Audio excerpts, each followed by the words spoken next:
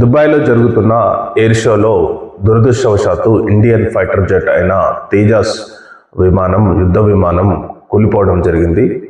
అందులో ఉన్న కమాండర్ కూడా చనిపోవడం జరిగిందనమాట. సో తేజాస్ యుద్ధ విమానాలకు చాలా గొప్ప చరిత్ర ఉందన్నమాట. ఇది పూర్తిగా స్వదేశీ టెక్నాలజీతోని హిందుస్థాన్ ఏరోనాటికల్ లిమిటెడ్ తయారు చేసి భారత డిఫెన్స్కు ఇవ్వడం జరిగిందనమాట. సో మంచి పరిణితి కనబరిచే ఈ తేజాస్ తేలికపాటి యుద్ధ విమానాలు చాలా దేశాలకు అమ్మడం కూడా జరిగిందనమాట. ఆఫ్రికన్ కంట్రీస్, చిన్న చిన్న దేశాలకు చాలా ఇండియన్ ఈ ఫైటర్ జెట్స్ అమ్మడం జరిగింది. కాకపోతే ఏంటంటే ఈ దుబాయ్ ఎయిర్ షోలో అనుకోకుండా ప్రమాదవశాత్తు ఈ తేజాస్ యుద్ధ విమానం కూలిపోవడం జరిగిందనమాట. సో ఇది ప్రపంచంలో కొన్ని దేశాలు, భారత్ అంటే పడని దేశాలు దీన్ని వివాదాస్పదంగా చిత్రీకరిస్తున్నాయి. సో దానిని పూర్తిగా ఖండించాల్సిన అవసరం ఒక భారతీయుడిగా మనకు ఉంది.